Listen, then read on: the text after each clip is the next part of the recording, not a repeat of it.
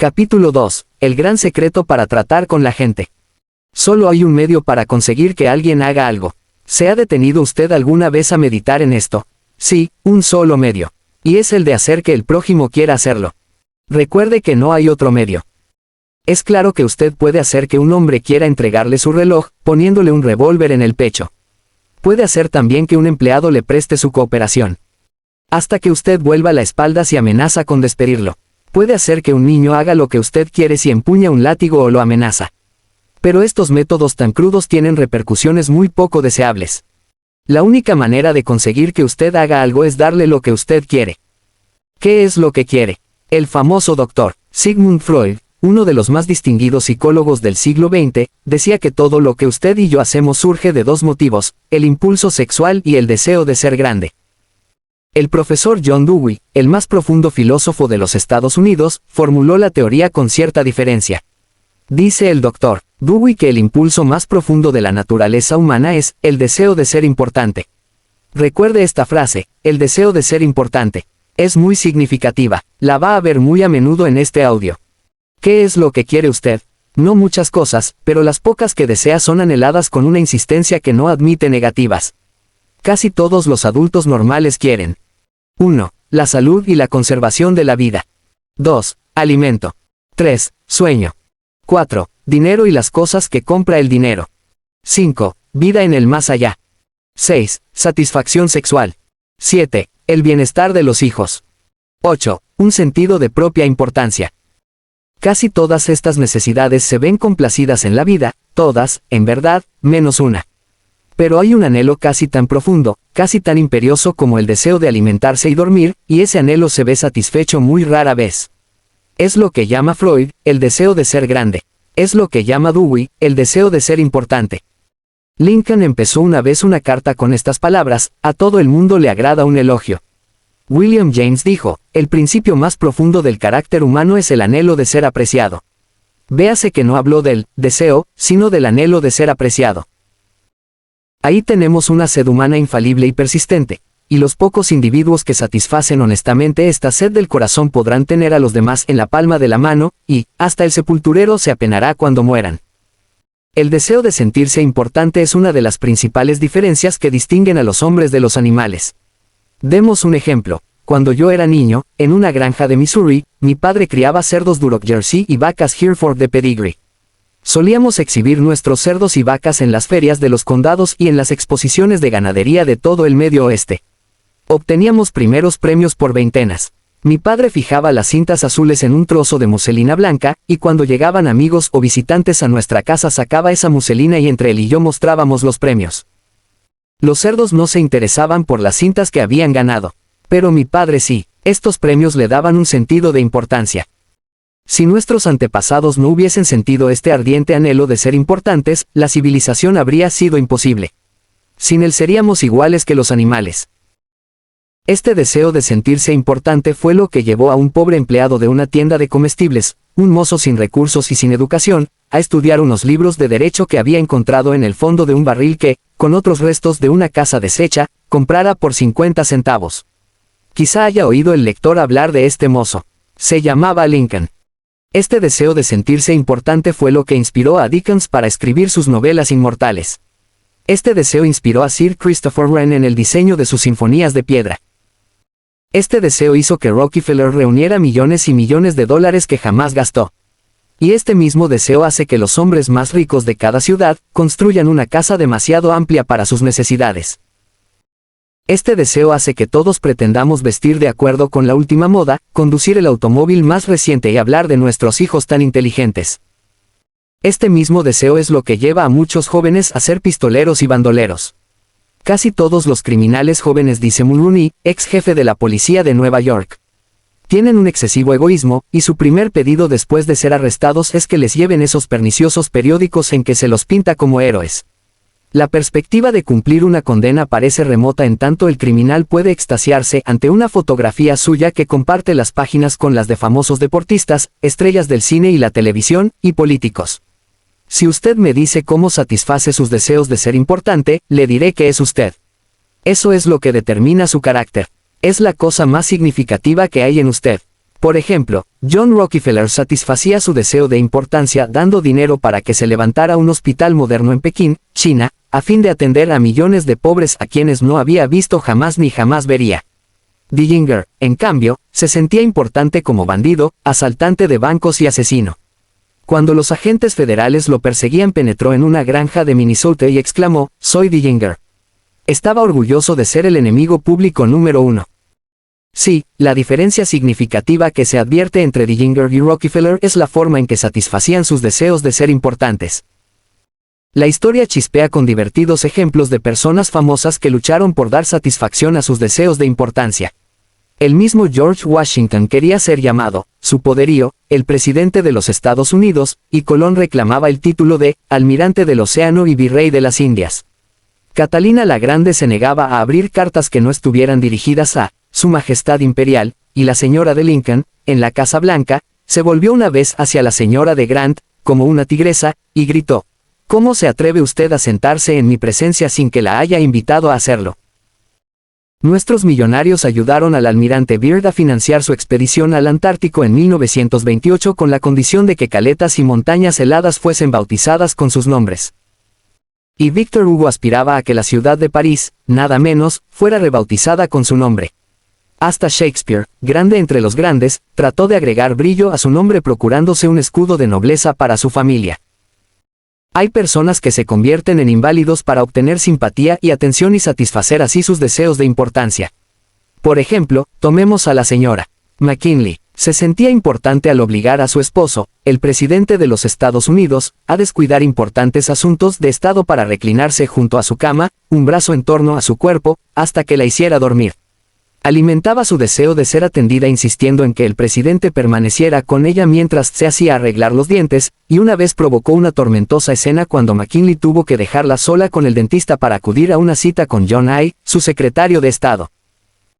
La escritora Mary Roberts Rinehart me contaba una vez el caso de una mujer joven, inteligente, vigorosa, que quedó postrada en cama a fin de satisfacer sus deseos de sentirse importante. Un día, relata la señora Rinehart, esta mujer se vio obligada a afrontar algo, acaso su edad y el hecho de que nunca se casaría. Contempló los años solitarios que tenía por delante, y en lo poco que le quedaba por esperar. Se metió en cama, y durante 10 años su anciana madre subió y bajó escaleras para cuidarla, alimentarla, atenderla, en su habitación de un tercer piso. Por fin un día la madre, fatigada de tanto que hacer, enfermó y a poco murió. Durante unas semanas languideció la inválida, después se levantó, se vistió y volvió a vivir. Algunas autoridades declaran que ciertas personas pueden llegar a la demencia a fin de encontrar, en sus sueños, el sentido de importancia que les ha sido negado en el áspero mundo de la realidad. Hay en los hospitales de los Estados Unidos más enfermos mentales que de todas las otras enfermedades juntas. ¿Cuáles son las causas de la demencia? Nadie puede responder a una pregunta tan general, pero sabemos que ciertas enfermedades, como la sífilis, quebrantan y destruyen las células del cerebro, y producen la demencia como resultado. En rigor de verdad, aproximadamente la mitad de todas las enfermedades mentales puede atribuirse a causas físicas como son las lesiones cerebrales, alcohol, toxinas.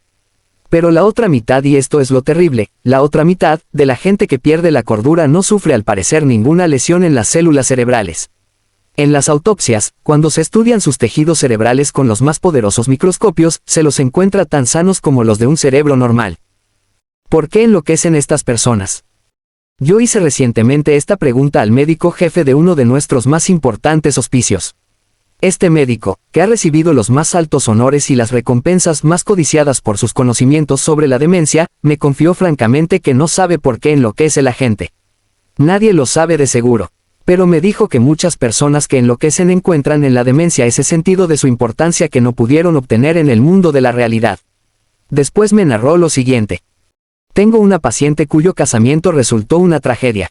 Deseaba amor, satisfacción sexual, hijos y prestigio social, pero la vida destrozó todas sus esperanzas. Su esposo no la amaba. Hasta se negaba a comer con ella, y la obligaba a servirle las comidas en su cuarto, en el primer piso. No tenía hijos ni importancia social. Enloqueció, y, en su imaginación, se divorció y recuperó su nombre de soltera. Ahora cree que se ha casado con un aristócrata inglés, e insiste en que se llama Lady Smith. Y en cuanto a los hijos, se imagina que todas las noches da a luz a uno. Cada vez que la visito me dice, doctor, anoche tuve un bebé. La vida hizo naufragar todas las naves de sus sueños en los escollos de la realidad, pero en las islas fantásticas, llenas de sol, de la demencia, todas esas naves llegan ahora a puerto con las velas desplegadas. Tragedia, pues no lo sé. Su médico me dijo, si pudiese estirar una mano y devolverle la cordura, no lo haría. Es mucho más feliz tal como está. Si algunas personas tienen tanta sed de importancia que llegan a la demencia, imaginemos los milagros que usted o yo podremos lograr si damos al prójimo una honrada apreciación de su importancia, del otro lado de la demencia. Una de las primeras personas en el mundo norteamericano de los negocios a la que se le pagó un salario anual de más de $1 millón, cuando no había impuesto a los ingresos y una persona que ganaba $50 a la semana podía vivir muy bien, fue Charles Schwab. Andrew Carnegie lo había elegido para ser el primer presidente de la recién formada United States Steel Company, en 1921, cuando Schwab tenía solo 38 años de edad. Posteriormente Schwab partió de U.S. Steel para hacerse cargo de la Bethlehem Steel Company, en ese momento cargada de problemas, y la reconstruyó hasta volverla una de las compañías de mejor balance en el país. ¿Por qué pagaba Andrew Carnegie a Charles Schwab más de $1 millón por año, o sea unos $3,000 por día? ¿Por qué? ¿Acaso porque Schwab era un genio? No, porque sabía más que los otros técnicos acerca de la fabricación del acero. Tampoco. Charles Schwab me ha confesado que trabajaban con él muchos hombres que sabían considerablemente más que él acerca de la fabricación del acero. Schwab aseguraba que se le pagaba ese sueldo sobre todo por su capacidad para tratar con la gente. Le pregunté cómo hacía. Voy a dar su secreto, en sus mismas palabras. Palabras que deberían ser grabadas en bronce y fijadas en todos los hogares y escuelas, en todas las tiendas y oficinas del país, palabras que los niños deberían recordar de memoria, en lugar de esforzarse por saber la conjugación de verbos latinos o la cifra de la lluvia anual en el Brasil, palabras que transformarán su vida, lector, y la mía, por poco que las escuchemos. Considero, dijo Schwab, que el mayor bien que poseo es mi capacidad para despertar entusiasmo entre los hombres, y que la forma de desarrollar lo mejor que hay en el hombre es por medio del aprecio y el aliento. Nada hay que mate tanto las ambiciones de una persona como las críticas de sus superiores. Yo jamás critico a nadie. Creo que se debe dar a una persona un incentivo para que trabaje. Por eso siempre estoy deseoso de ensalzar, pero soy remiso para encontrar defectos. Si algo me gusta, soy caluroso en mi aprobación y generoso en mis elogios. Esto es lo que hacía Schwab. Pero, ¿qué hace la persona común? Precisamente lo contrario. Si alguna cosa no le gusta, arma un escándalo. Si le gusta, no dice nada. En mi amplia relación con la vida, en mis encuentros con muchos grandes personajes en diversas partes del mundo, declaró Schwab, no he encontrado todavía la persona, por grande que fuese o elevadas sus funciones, que no cumpliera mejor trabajo y realizara mayores esfuerzos dentro de un espíritu de aprobación que dentro de un espíritu de crítica. Esa fue, agregó francamente, una de las principales razones del notable éxito de Andrew Carnegie. Carnegie elogiaba a sus semejantes en público y en privado. Carnegie quiso elogiar a sus ayudantes hasta después de muerto. Para su tumba escribió un epitafio que decía, aquí yace un hombre que supo cómo rodearse de hombres más hábiles que él. La apreciación sincera fue uno de los secretos del buen éxito de Rockefeller en su trato con la gente. Por ejemplo, cuando uno de sus socios, Edward T. Bedford, cometió un error e hizo perder a la firma $1 millón con una mala compra en América del Sur. John D. pudo haberlo criticado, pero sabía que Bedford había procedido según sus mejores luces, y el incidente quedó en nada. Pero Rockefeller encontró algo que elogiar. Felicitó a Bedford porque había podido salvar el 60% del dinero invertido. Espléndido, dijo Rockefeller, no siempre nos va tan bien en mi despacho. Tengo entre mis recortes una historia que sé que nunca sucedió, pero la repetiré porque ilustra una verdad. Según esta fantasía, una mujer granjera, al término de una dura jornada de labor, puso en los platos de los hombres de la casa nada más que heno. Cuando ellos, indignados, le preguntaron si se había vuelto loca, ella replicó: ¿y cómo iba a saber que se darían cuenta? Hace 20 años que cocino para ustedes, y en todo ese tiempo nunca me dieron a entender que lo que comían no era heno. Hace unos años se hizo un estudio sociológico entre esposas que habían abandonado sus hogares, y ¿cuál creen que fue la razón principal que dieron para haber tomado su decisión? Falta de aprecio. Si se hiciera un estudio similar entre maridos que han huido de sus casas, creo que se llegaría a la misma conclusión. Con frecuencia damos tan por sentada la presencia de nuestro cónyuge, que nunca le manifestamos nuestro aprecio. Un miembro de una de nuestras clases nos habló de un pedido que le había hecho su esposa. Ella y un grupo de mujeres de su parroquia habían iniciado un programa de automejoramiento. Le pidió a su marido que la ayudara haciéndole una lista de 6 cosas que creyera que ella podía hacer para ser una mejor esposa. Nos dijo, el pedido me sorprendió. Francamente, me habría sido fácil enumerar 6 cosas que me habría gustado ver cambiar en ella, y estoy seguro de que ella podría haber hecho una lista de 1.000.000 de cosas que querría cambiar en mí, pero no lo hice. Le dije, déjame pensarlo y, te daré una respuesta mañana. Al día siguiente me levanté muy temprano y llamé al florista, y le pedí que le mandara 6 rosas rojas a mi esposa con una nota diciendo, no se me ocurren 6 cosas que querría que cambies. Te amo tal como eres. Cuando llegué a casa esa tarde, ¿quién creen que me recibió en la puerta? Exacto, mi esposa. Estaba al borde de las lágrimas. No necesito decir que me felicité por no haberla criticado como me lo había pedido. El domingo siguiente en la iglesia, después de que ella hubo informado del resultado de su tarea, varias mujeres del grupo se me acercaron y me dijeron, fue el gesto más tierno del que tenga noticias. Entonces comprendí cuál era el poder del aprecio. Florence Ziegfeld, el más espectacular de los empresarios teatrales que ha habido jamás. En Broadway, conquistó su reputación gracias a su sutil habilidad para glorificar a la joven norteamericana. Una vez tras otra elegía a alguna joven en quien nadie se fijaba, la transformaba en el escenario en una resplandeciente visión de misterio y seducción. Como conocía el valor del aprecio y la confianza, hacía que las mujeres se sintieran bellas por el solo poder de su galantería y su consideración. Era, además, un hombre práctico. Aumentó el sueldo de las coristas desde $30 por semana hasta una cifra que a veces llegaba a 175. Y también era caballeresco. En las noches de estreno en el Follies enviaba telegramas a las estrellas del reparto y hermosas rosas a todas las chicas del coro.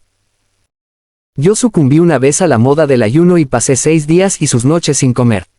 No fue difícil, tenía menos hambre al fin del 6º día que al fin del 2º. Pero yo y usted conocemos personas que pensarían haber cometido un crimen si dejaran a sus familias o sus empleados 6 días sin comer, pero los dejan estar 6 días, y 6 semanas, y a veces 60 años, sin darles jamás una muestra calurosa de esa apreciación que anhelan casi tanto como anhelan el alimento.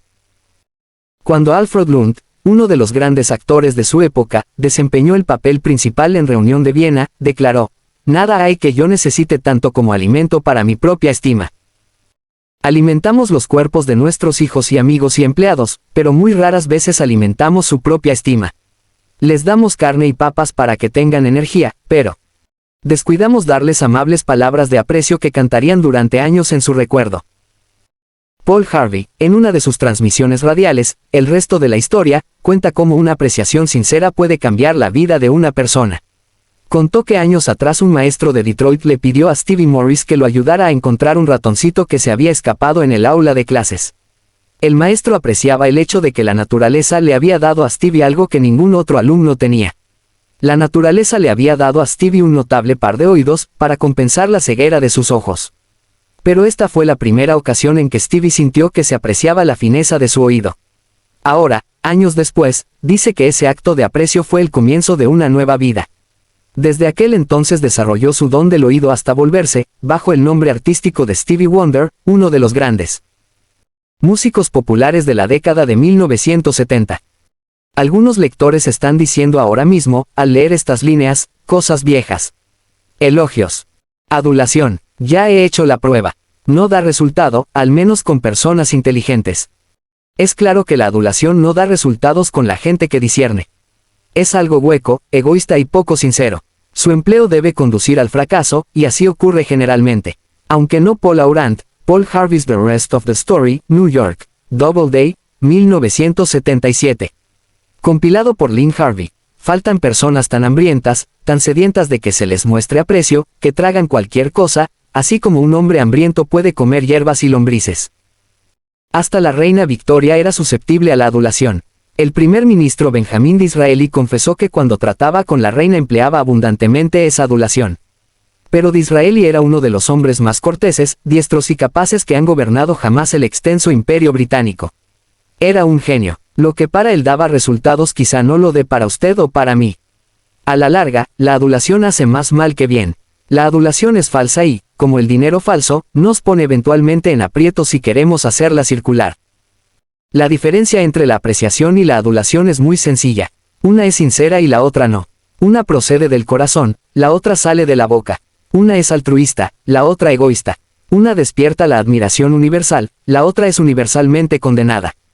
Hace poco vi un busto del general Obregón en el Palacio de Chapultepec, en México.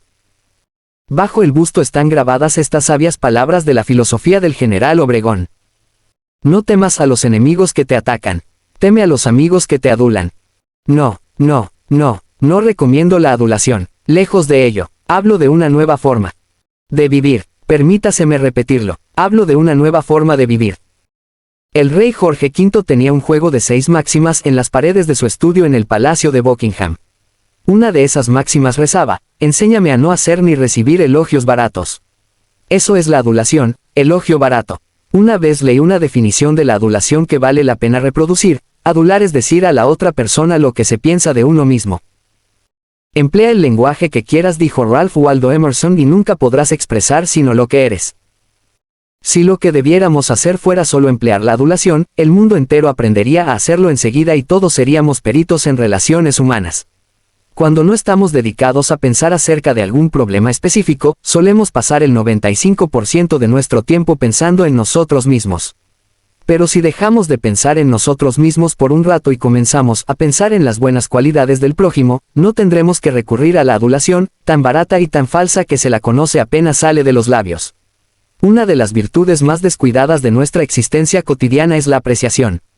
De un modo u otro, descuidamos elogiar a nuestro hijo o hija cuando trae una buena nota de la escuela, y rara vez alentamos a nuestros hijos cuando logran hornear una torta o construir una casita para pájaros.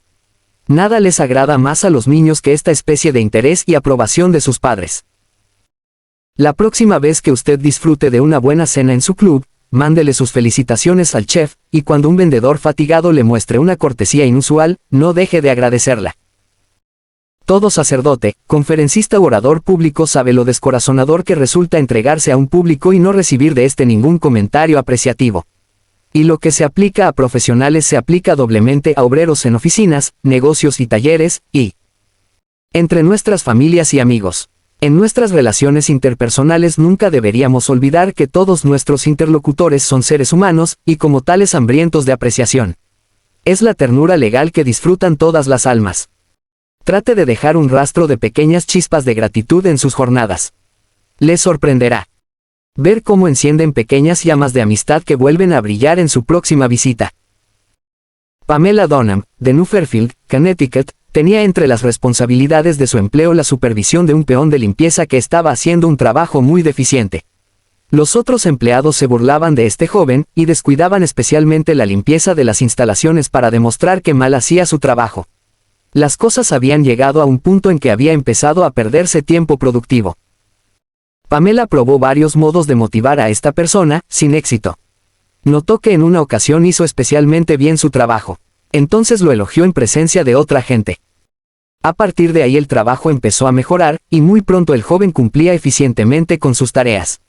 Hoy día hace un excelente trabajo, y recibe el aprecio y reconocimiento que merece. La apreciación honesta logró resultados allí donde la crítica y el ridículo habían fallado. Herir a la gente no solo no la cambia, sino que es una tarea que nadie nos agradecerá. Hay un viejo dicho que yo he escrito en una hoja y pegado en el espejo del baño, donde lo veo todos los días. Pasaré una sola vez por este camino, de modo que cualquier bien que pueda hacer o cualquier cortesía que pueda tener para con cualquier ser humano, que sea ahora. No la dejaré para mañana, ni la olvidaré, porque nunca más volveré a pasar por aquí. Emerson dijo: todo hombre que conozco es superior a mí en algún sentido. En ese sentido, aprendo de él. Si así sucedía con Emerson, no es probable que lo mismo sea 100 veces más cierto en su caso, o en el mío. Dejemos de pensar en nuestras realizaciones y nuestras necesidades. Tratemos de pensar en las buenas cualidades de la otra persona. Olvidemos entonces la adulación. Demos prueba de una apreciación honrada, sincera, de esas cualidades. Seamos calurosos en la aprobación y generosos en el elogio, y la gente acogerá con cariño nuestras palabras y las atesorará y las repetirá toda una vida, años después de haberlas olvidado nosotros. Regla 2. Demuestre aprecio honrado y sincero.